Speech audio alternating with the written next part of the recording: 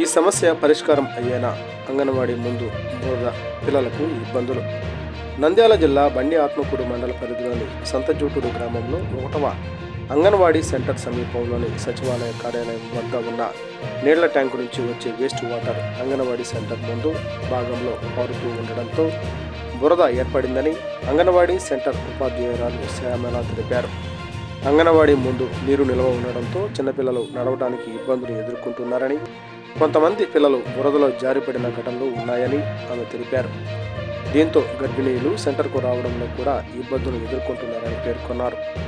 నీళ్ల ట్యాంకు ఓవర్ఫ్లోతో కొనసాగుతున్న సమస్య. సచివాలయం కార్యాలయం సమీపంలోని నీళ్ల ట్యాంకును శుభ్రం చేసిన సమయంలో, అలాగే నీళ్లు ఓవర్ఫ్లో అయినప్పుడు ఆ నీరు మొత్తం అంగన్వాడీ సెంటర్ ముందు భాగంలోకి వస్తోందని ఆమె వాపోయారు.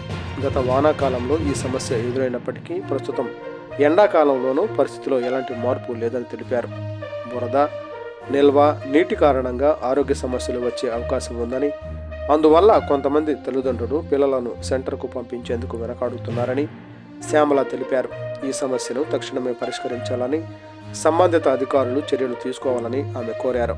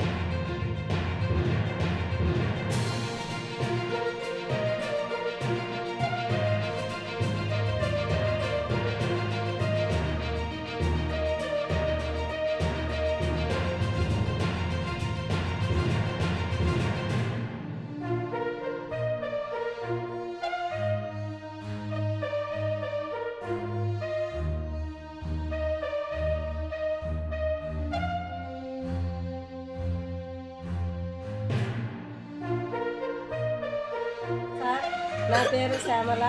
మాది సంతజూటూరు 1వ అంగన్వాడీ సెంటరు. సార్ వర్షాకాలం అంతా తగ్గు అండి, నీళ్ళంతా నిలబడి మోకాళ్ళలోతు చాలా కష్టపడినాము.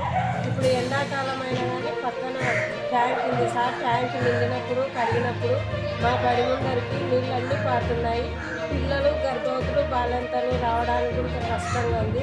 నీళ్లు నిలబడిపోతున్నాయి సార్. ఎన్నిసార్లు పంచాయతీ సార్కి చెప్పినా కూడా పట్టించుకోలేదు సార్. మీరు వీటికి తోయించుకోండి అని ఎన్నోసార్లు చెప్పినారు సార్, అయినా పట్టించుకోలేదు.